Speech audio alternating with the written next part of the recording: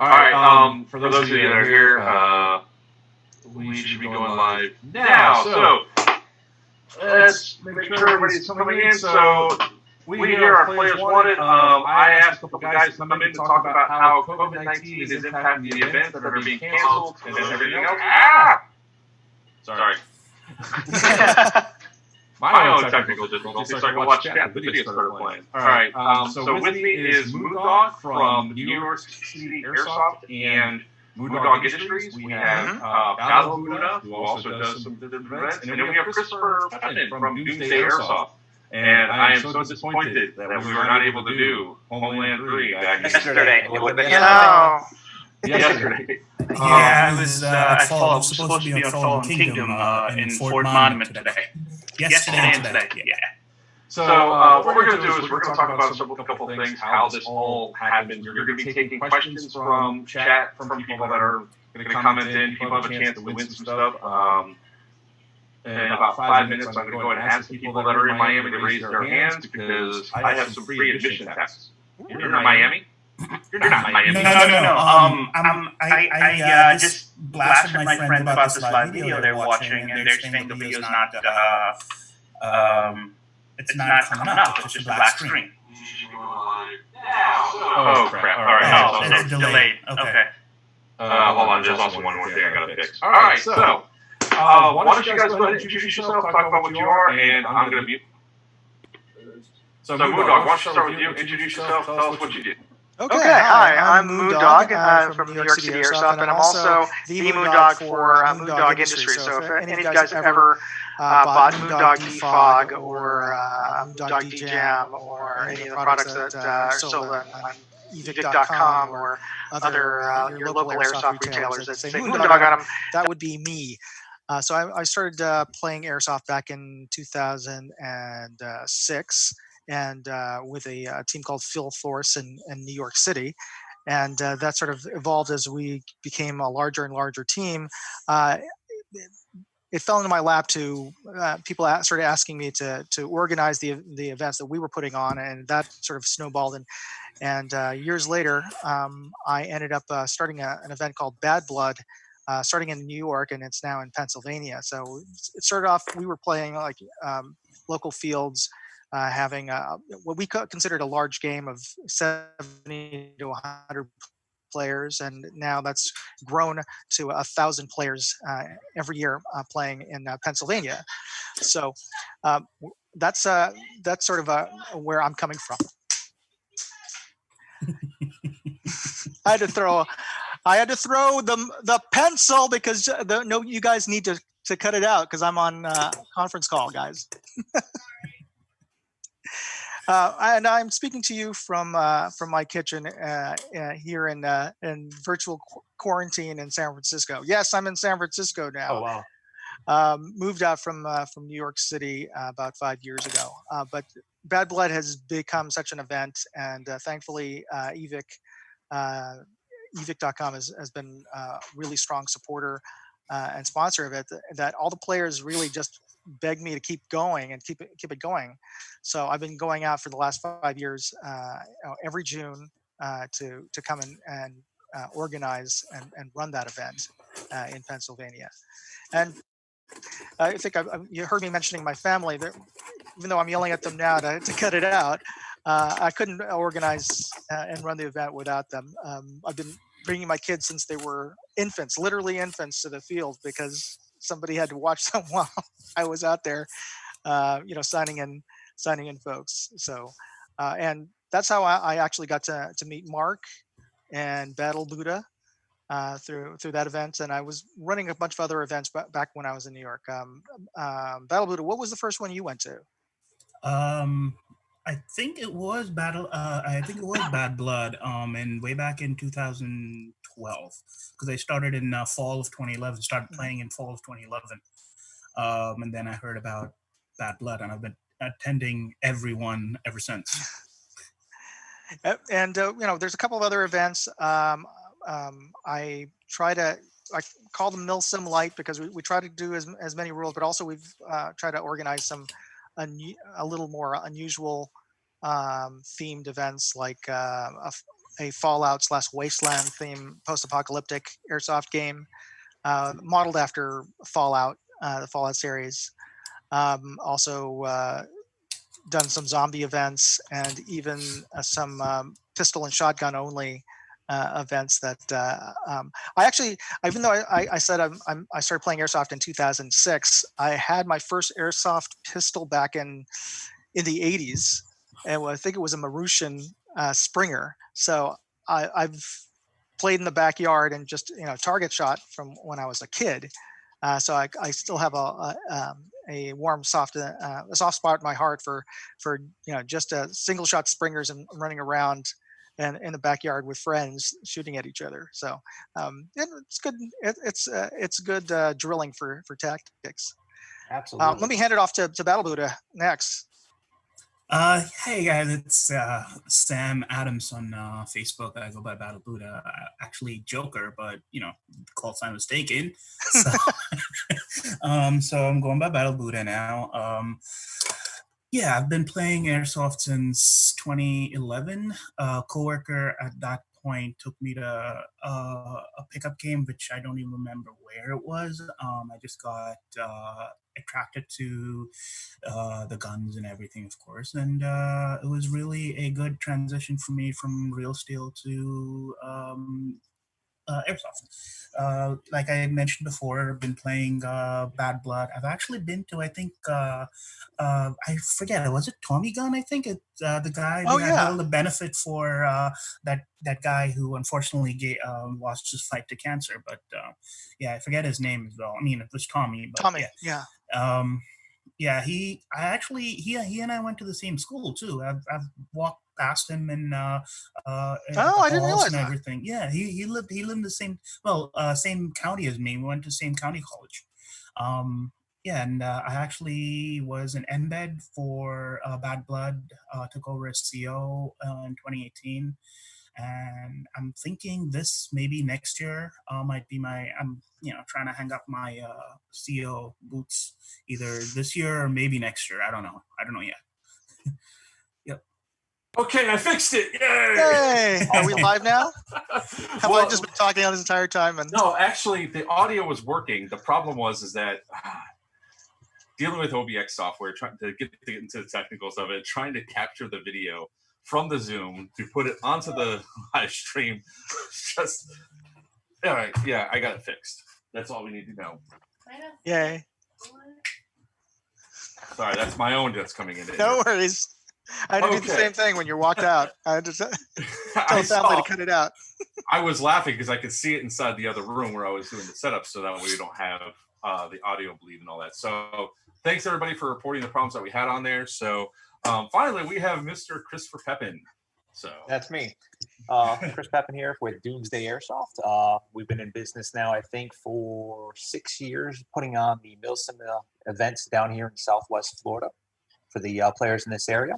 I met Mark a couple years ago at the Homeland 1 or 2. That's what I thought. And since then, he's been a huge supporter of us. He's been to our Homeland 2, was going to be at Homeland 3 this past weekend, but unfortunately it got rained out, we'll say. Put it nicely. And was at Northern Watch last year, and what we do down here is we try to put on at least 2 events a year for the players in this region. We try to go back to our prison facility every year, which is looking pretty promising for December, hopefully. And we'll see what's happening down there. I've been talking with the new people renting out the facility, and there's going to be some changes. A lot of changes for this area for us. So that's about it. Short and simple for me, pretty much. Okay, so the reason why I wanted to do this was because with COVID-19, there's a lot of stuff going out there. Obviously, events are being canceled, fields are shutting down. Some of us have been a lot more vocal about staying home than others. Actually, my daughter did that stay at home earlier today when she found out I was going to go online. So in all seriousness, now we want to talk about some of the stuff that's going down with COVID-19. And one of the biggest, one of the things that we want to do is we lost a friend yesterday, Deputy Shannon Bennett. He unfortunately passed away to COVID-19. So we sort of take this stuff very seriously. My son, for those that don't know, has muscular dystrophy, wants to play airsoft, and this disease can literally kill him. So that's about as much as I'm downing on it. So we're not going to try to get political here. We're going to try to stay positive, and we're going to talk about how it's affecting the events. We're going to start taking questions from people that are in chat. So it looks like we got about 13 to 15 people watching right now. So first off, who wants free stuff? Now it's going to be about 45 seconds for them to do it. So one of the first things I'm going to do is, let's see. I got a prototype here. One of my first ever prototypes of Murder on the Cosmic Express. Wow, that is some bad. That is a bad glare off the monitor. It's actually one of the things that we first designed the game based off of. So I believe, Tim, you got a copy, Moondog, you got a copy of this, and Chris, I think you might have gotten one when I threw him out into the crowd. I did not. Nope, not yet. You don't get any more. Okay, so inside a chat, let's see, what should we do with this real quick? Spider's been here from the longest, been commenting nonstop, but who here wants a free game? Free stuff, free rough. All right. So what I want for this game is I want a good question to ask the people that are on this panel. Give me a question that you want to hear from us about what's going on with COVID. Any question at all. And as they go to do that, so Chris, let me start with you because you have the quickest event that's coming up here in the future. What do you think is the likelihood that May 16th is going to happen? 50-50. I'm going to leave it straight at 50-50. You know, I don't want your event to go off because if I know you don't. Let me just clarify. I want Homeland 3. I really want to play and do all that stuff. My honest opinion is going to be probably somewhat time early June. Sometime early June. With the things how things are going, I don't think nothing's going to be open around that time, or it's just going to be the beginning of everyone getting back to hopefully normal. Again, hopefully, fingers crossed we are. But you know, my guess is if May 16th is a go, you know, game on. If not, I'm hoping to have it, you know, Homeland 3 sometime early June before we can beat the heat. I would hope so too. It's still going to be hot. Okay, Moondog, your event is what I'm eagerly looking forward to, going back to Bad Blood again. What is your thoughts that Bad Blood is actually going to take off on the 26th? Well, I would dearly love it for it to go on ahead on the last weekend of June, and back when was it the 13th when the national emergency was announced. I thought, okay, we'll be down for a month and we'll get through this, and even 40 days out, that's still well before June. But we have to make contingency plans, because even back then, the governor of Pennsylvania still hadn't announced any stay-at-home orders, and he has since then. So you know, no gatherings larger than 50, and now I think he's literally announced another a typical one of the statewide stay-at-home orders for everyone. So even if it regardless of whether it's a public gathering, if he wants everybody to stay home and businesses to shut down. If even if it does shut down, our contingency plans are to reschedule for fall. Hopefully it doesn't come to that. But in any case, I've already talked to the field owner and EVIC, and EVIC's been super gracious.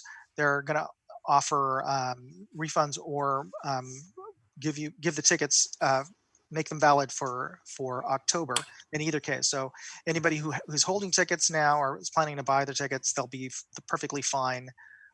They won't be out of their money at all, even though this is technically a natural disaster. Now, as to whether or not I think it's gonna happen, that really all depends on the governor and the president on if there's going to be a national stay at home. We won't know until end of May, June at the latest. I can be hopeful, but I've also been deep diving a lot of the literature on studies, and if we're going with I think they're calling it the two options are mitigation and suppression. And if this is a suppression strategy, the Imperial College timeline was go really hard for 30 days and then ease off and see where the numbers are. And then if they start seeing numbers go again, then they're gonna reinstate stay at home, and then keep on doing that, repeat. Their timeline is actually 12 months. So, it's I guess got to roll with it. We'll see. Okay. Well, we have 5 really good questions here, and in order for us to figure out who's going to win this, I'm going to go ahead and roll a trusty dice as a game designer. Hey! So 1 through 5 will be the 5 questions that are up there. That person will win as that person they go through. So we have 3. Okay, Channon Robaluti. His question is, how will airsoft fields and events handle things like this? All right, let me just read this properly here. How will airsoft fields and event handle things once this is over? Will they be cautious or just open the floodgates for everybody to play? That's actually a really good question. Shannon, please email me at email address I'm putting on there with your address so I can send out your game. Okay, I guess I'll start with, none of us are fields here, but I have a feeling that once Airsoft opens up, the fields are just going to be flooded. People are just going to start going down there. They want to get their trigger time back. Mm-hmm. I would hope that each field would take some precautionary measures by having hand sanitizer and stuff. We'll see. Well, I can tell you what we had planned, and I talked to Tim at EMR, the field that we have our event.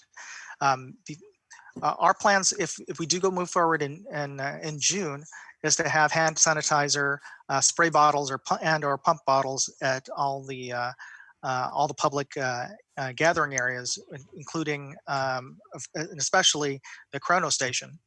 I'm also asking all the players to wear face coverings the entire time, which is perfectly fine in terms of. I mean, we're used to wearing protective equipment anyway. But I'm going to ask them to wear their face covering on and off the field. And as much as possible, we're going to still continue asking for a 6-foot safety distance. And, we play Airsoft. We should know what our minimum safety distance is. So it's going to be a little more challenging with 1,000 players, but there's enough space. I'm just going to have to work with the field to put extra PAs or something towards the back so everybody can hear. But if we spread everybody out, especially in the morning briefing, or possibly might not even have the morning briefing and just let everybody go out into the field. But again, it'll all depend on what the guidelines are, both nationally and locally. But we're going to do everything we can to minimize the chance for the spread of the virus. I actually have a different twist in that question for Chris. How are you going to handle safety briefings? Have you guys thought about a policy in place of maybe having everybody outside? Because I know at Northern Watch we were all crammed on top of each other in tent. So what do you think? For the safety brief, Homeland Series is always different. We do the Homeland Series safety briefs as a kind of like a mass gathering, you could say. Again, it's going to come down to timing. If this thing passes us, we have to get the rules and safety regulations out to players because they just don't follow them. if we're not told them. Or even if you tell them. You can tell them 100 times and there'll still be issues at the event. Right now we're gonna take it day by day. Let's get through this before we really start, making the decisions if we're even allowed to have these events. Because if we're not talking till sometime next December December, the whole Overwatch safety brief, which you've never seen before, is completely different to what we've done at Homeland. Or I want to go on a Homeland, but helicopter. Northern Watch. I want to be on that helicopter. That's all I gotta say. Is I want a ticket. Yeah. And he will be there. That will be great. I'm so excited if Overwatch comes back. I cannot. If you guys have not been to Doomsday's Overwatch, I only saw video of it, and it's one of the reasons why I decided to go to Homeland and then also become a sponsor of Doomsday was because of that event. Now there was no little birds there at Homeland, but it's a smaller field, so it's totally understandable. But like at Northern, no, Watch, we had other issues. We had other hiccups with that. He was almost going to be there. We had everything ready to go on that event. It was just we had some hiccups with the field owner, and it was nothing bad or anything. It just the delayed on getting answers and stuff, which was the main thing which killed us. Okay. We have another good question here from Razorback Airsoft. I understand outdoors being locked down. Any speculation on outdoor events opening sooner than later? With this disease, we really don't know the full infectious rate for the disease. I mean, you can read stuff left and right about what the R naught is, which is RO, and it tells you how many people you infect by interacting with somebody. And they were speculating it's smaller. Well, now they're starting to see that it's a lot more prevalent, even though out in the open, you'd figure there's less surfaces to touch.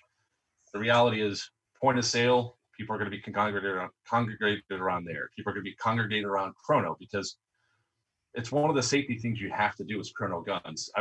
I'm sure that Moondog and Chris can both agree with me that you would hope everybody brings in a gun that is under the proper safety limits, but no. So I think even though that indoor is more likelihood of getting infected, I think that the stay at home, I don't think that outdoor is going to open up any faster than indoor. Anybody else think otherwise? Especially with, I mean, a lot of the restrictions are based on statewide and local ordinances concerning this. So even if we wanted to, or we exercised the maximum, if we required everybody to wear hazmat suits or something, the law, I mean, the governor says no gatherings, no those sort of activities. There isn't much we can do. What about you, Buddha? You have any thoughts on this? You're on mute. Yes. Not really. I mean, I'm not gonna say anything the opposite of what you guys said. I know that people will take advantage of not getting chronoed because they're like, oh, they're not gonna chrono it because of the coronavirus. I'm gonna bring a hot gun in, so we can't. Yeah, I agree with that. Sure. Yeah, we can't really not take that step and chrono people. Maybe I don't know if we can do like maybe 10 people at a time, 6 feet distance between them, and then call the other 6. I'll call another 10 people and do that in like batches instead of having like a whole line, like how we have at Bad Blood every year. So I don't know. Yeah, it's going to put a whole nother level of coordination in terms of getting, not letting people bunch up on the line. One suggestion I would have, I don't know if anybody's listening in terms of running their own fields. If you do have concerns about your morning briefings, one of the things, use the radios. Depending on what kind of events you have. Almost all of my events, I put on the required equipment list a FRS GMRS radio, mostly for the main reason is for safety. In case you get injured, you can call out for help. But if everyone at least has a radio and they can listen in, you could broadcast out your safety briefing over a channel, an open channel to everybody, as long as everybody's on the same channel. Okay, this is actually another good question. I'm going to lead off with Chris on this. What plans besides rescheduling in the fall in the event everyone's rescheduled events? I guess what he's saying is because all the events need to be rescheduled, is there going to be any sort of collaboration between event holders to possibly not have events the same day, the same weekend? That's going to be a tough one. You know, I let off with you, Chris. I know. I mean, thankfully for us, we only do 2 events a year. We try to we coordinate with a lot with Third Coast Airsoft because they're in our region. So as long as I know what they're doing, we schedule around that. For our goal for this year, if we do an Overwatch, our dates are going to be the first weekend in December. You might see some other event producers with the same date, but after speaking with the facility, they have given those dates to us. And once this virus gets past us, we are going to be going down there and doing the whole meet and greet and talking business. It's as soon as this wraps up, we are heading down there. Nice. Yep. Okay. Moondog, your thoughts? Well, like Chris said, we won't know who's planning on what until then. But we always try to make a point to let the other producers in the area be aware of the events we're planning. But sometimes there's no way to avoid a conflict. I mean, I'm Facebook friends with John Lewin, and I've interviewed him before, and we communicate. But even a couple of years, he's had an event in Pennsylvania at the same time I did, just because that was the only day that venue was available, and the only weekend that my venue was available, and it just happens. And we try not to step on each other's events as much as we can. I try to, for example, Bad Blood, I start planning that 9 months ahead of time. So at least I know where the field, and I get commitments to the field for a specific date. But now, like I'm sure Chris in the same boat, it's all up in the air.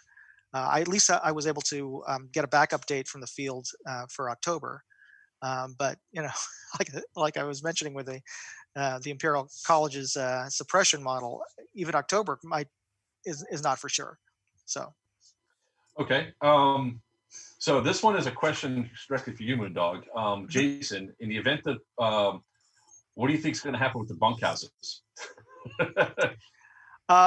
Well, that one I'll check with Tim in terms of the reservations. I'm not going to make any statements that for him, since I haven't checked with him on that. But if it does get rescheduled for October, those reservations will be good for October. And if we do announce that it gets moved, and that's not for sure yet. Let me interrupt you for 1 second. It's more along the lines of the 6 foot distancing. I'm sorry. No, that's fine. We kind of figured that if you're moving the event, more likely those things are going to move with it. We're talking about, I should have probably finished that sentence. I'm sorry. Well, in that case, I'd have to talk to him, because honestly, the 6 foot distancing, I mean, even if you cut the capacity in half, from what I understand, I would not recommend, I'd only recommend close family groups share the bunkhouse in that case, because from the literature I've read, the coronavirus, which is COVID, is one. It can linger in an interior space without ventilation in the air for as much as 2 hours, and can linger on a surface for much longer. So no matter how far distant your bunk is from somebody inside of a bunkhouse, you're breathing contaminated air. Yeah, potentially. And and that's the tricky thing with COVID, is it's got upwards of a 14-day incubation period. So you could have it and not know it for 14 days, up to 14 days. So it's an average of like 5, but and we're going to ask everybody to check their temperatures and whatnot before going there. But with all best intentions, you could be spreading the virus and not know it. It's going to be a lot of Spanish Inquisition. Somebody goes, yeah. What? All right, before we go any further, I'm going to shout a question out the chat. Do I have any people from Miami, Broward, Palm Beach County in chat? If you are, raise your hand. I have something specific for you guys for Miami Airsoft. Okay. So, Chris, usually with like homeland events and stuff like that, you guys have camping. So you obviously don't have the bunkhouse issues, but are you guys going to try to institute something else where you're going to limit camping to make sure there's enough space between tents?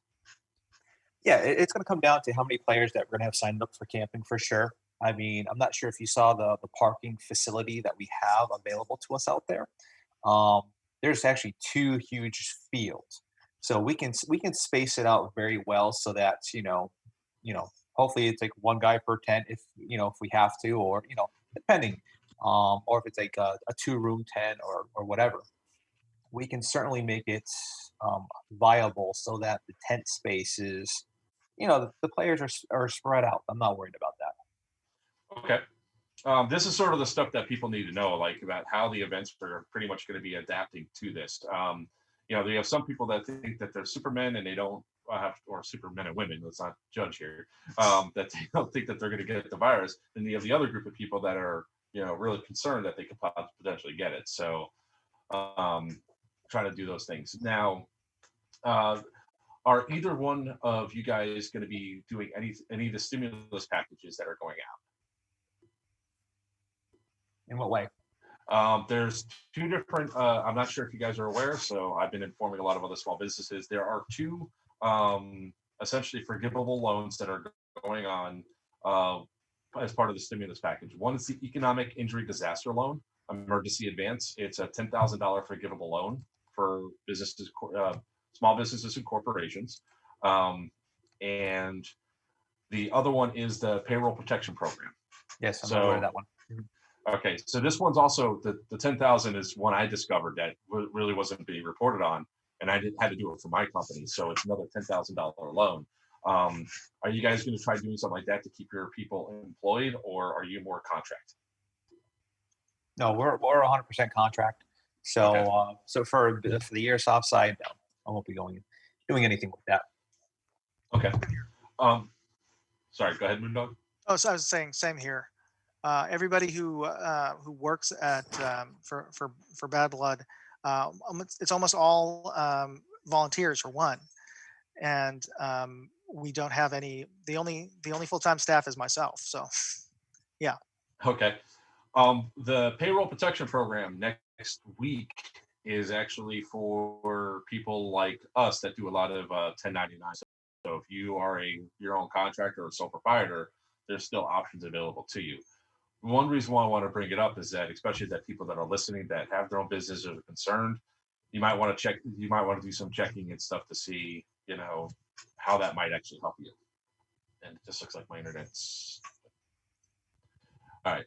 Am I coming through okay, or am I jarbled? No, I can hear you. Okay. I gotta mute this for 1 second. All right. So when you were talking, Chris, about the fields, were you talking about Homeland 3, or are you talking about Overwatch? Homeland 3. 6? Homeland Okay. 3. At Wayne's World, we have for field wise, that's an open field. It's a wood ball field. Parking, it's very, very large parking area. Again, no concerns with camping there. Going to December, again, I want to see how this whole virus thing plays out. But again, we have a very large piece of property out there at that prison where it's 3 miles long by 1 mile deep. So we have plenty of places to park the campers and spread them out if we have to, along with staging, along with parking, along with the on-site hotels. We got it all. It's a pretty easy facility to run. Okay. All right, so for another giveaway, we're going to give away a copy of Gameception. It's one of our other games. We want people to pick numbers between 1 and 20 off the roll of the dice, and whoever gets closest to the number will get this game. So, chat, go ahead and start guessing numbers between 1 and 20. 1 guess per person. All right.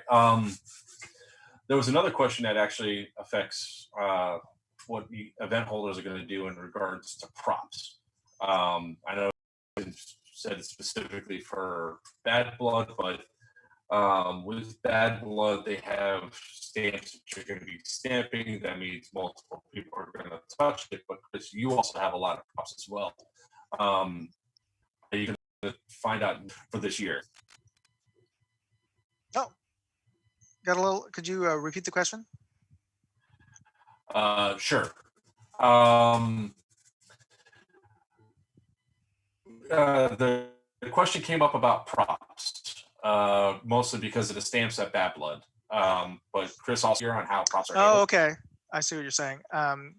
So for that, it actually works well with the sort of the background story. I mean, the only people who are supposed to be touching those props are the assigned sample collectors, which are supposed to be medics. So we're gonna give them disposable gloves to touch the. So in a sense, it's going to be much more realistic. Okay. What about you, Chris? With the props, I mean, we do have a lot. I mean, that's one of the things that makes us very unique. Right now, I mean, again, if I'm going to be that optimistic person and say we're going to leave it as is. If players are sick, don't come to the event. Okay. That's pretty much it. It's I mean, it's one of those things where, I mean, if no one can touch anything, and going forward in the future, what about shopping carts? What about when you go to the grocery store and grab a bag of coffee and put it back on the counter? It's there's going to be a lot of things out there where I don't think are going to be after this. I mean, hopefully people learn the lessons just to wash their hands constantly, and But again, these are things that we should have been doing beforehand. Yeah. And just keeping a better awareness of what's going on, I guess you could say. But no, for now, I don't think, especially in December, I'm not worried about it. If in the event that we do Homeland sooner, like say close to the end of this virus, yeah, we'll reduce the props and we'll make it. We'll change it up a little bit. But again, that's one thing that makes us really neat right now. Very unique down here. So. Oh yeah. Yeah. All right. So I want to go ahead and announce who won. The number was 8, and Spider Savior, you said 9. So congratulations.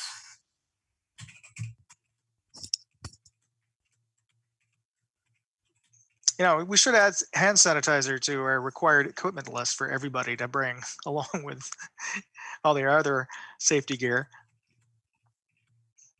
I mean, definitely having some at well, check-in. I mean, how are you really going to... Yeah, no, having some at check-in, the chrono stations, even in vendor row, if all the vendors, do their part in bringing out, once it becomes available again, their own sanitizers for their stations, so it helps the players, not spread as much crap, you could say, too. Well, I think you're saying your event's coming up in December. I mean, that's going to be our regular flu season anyway. So if we continue on our sort of our personal hygiene protocols that we're doing for COVID-19, at the very least, that'll help stop the spread of the flu. Definitely. So, yeah. Definitely. Okay. Excellent. Now, sorry, I had a question. Banana, I have not been given any guns to give out tonight, but I'm sure when I continue this series of talking to players and fields and all that one or two might come up in the future. So we just actually hit 1,000 subscribers yesterday, so we're happy about that. But all right. I just had a question. I just lost it. Where'd it go? All right. How do you guys feel that golf courses are remaining open, but Airsoft is shut down? Buddha, we haven't heard from you. Why don't you start with that? Well, I haven't golfed, but people literally socially, they really socially distance themselves there. You just have one person teeing off. They go to the next hole, and the next person comes up. There's not just Space. 6 feet. There's more like 60 feet between people. So, there's that. Plus, yeah, that's about it. I'm gonna just keep my mouth shut about that. Yeah, the density is not the same. So, yeah, exactly. And there's appointments. You have tee times. So I mean, if we don't play Airsoft like that, like, oh, you get to play Airsoft from 3:30 to 3:15 is your start time. Plus, I do a lot of work with golf courses. They're also, believe it or not, they're actually doing one person per golf cart now too. Wow. Oh, wow. Okay. Mm-hmm. Make it 3:15 Wow. time. Well, that's good. I mean, that. Yep. So I will be on a golf course tomorrow, so I will tell you guys what's going on after that. Okay. The next question I have for we'll start off with Moondog this time. If the stay away orders are like we have the majority of states all of a sudden go away from a stay away order, except right now we have 8 states, I believe, that are still on no stay at home orders. Come June, if those states still didn't have a stay at home order and all of a sudden they're seeing spikes, are you going to ban people from those states from coming to the event? I think it would be ideal, but it's we don't have a mechanism right now for determining other than their credit cards where they're coming from. I mean, we could look into that, but at the it's that is a good point. It would be fairly challenging. I would definitely discourage anybody from just like Chris has said. If you're sick, don't come. That's just the responsible thing to do. What you guys can do is what we do at our events is ID verification at check-in. So if you see that state that says, "Oh, you're not supposed to be here," I mean, sorry, thank you for the donation, but you can't be here. Oh, good point. Yeah, we do ID check when they sign up. So I mean, when they sign in. Yep. So are you going to probably do something like that too, Chris? If people don't start taking this seriously, like those states don't start taking it seriously, we see another uptick there. Oh, absolutely. We do it now. We do it now. If somebody comes in trying to, buying off somebody else's ticket, we make sure that it's verified. So we check the IDs already. So if there's a major issue going on out there with a major health hazard out there, yeah, we're not going to let them in. Okay. All right. Okay, people that are watching, I have another game to give away. It's actually it's one of the prototype versions of Ninjutsu. Now, if you guys are wondering why I'm doing this, is I own Screech Dragon Studios, and I'm sponsoring this right now. And Ninjutsu. So, again, a number between 1 and 20. Person that gets closest to it will win. All right. Okay, so I think I have like 3 more questions for me left that I wanted to go through and do it. How many cancellations are you guys seeing at the start? Like, Chris, I know you had to cancel your event. You rescheduled. Did you see a lot of cancellations for people wanting their money back, or did they just were really excited about moving it forward to a new date? No, what we ended up doing was we took the hit on this one and we refunded back everybody right off the bat. Oh, okay. So it's once this thing gets past us, once we see the gates are opening back up again for gatherings, we can go ahead and we will make the announcement on when the event's going to happen, and then we are going to do a turn and burn on really reopening up the ticket sales, and that will give players the opportunity again to repurchase. Okay, and what about you, Moondog? Have you seen a lot of cancellations? Well, I really only have that one event before this, though I do know a lot of the other fields and other event organizers, producers in the East Coast have had to cancel games. And I think it's important that one of the things that we're doing here, for somebody that is joining on, we're doing this probably the most inefficient way possible to stream multiple people, which is we got Zoom and we're feeding that over to another computer, which is broadcasting live. So it's probably definitely hitting my internet a bit. If this shuts down for the year, are you guys planning on possibly increasing the amount of events next year? Well, I can take that one. Them, and we oversee all of their outdoor grounds, you could say, roadways, lakes, boardwalks, guardhouses. So yeah, we're still business as normal right now.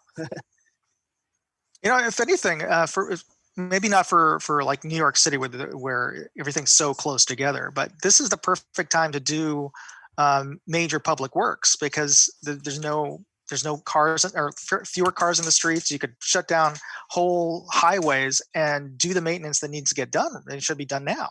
Exactly. If you just properly just have your guys working, keeping their distance and all that, a lot can get done.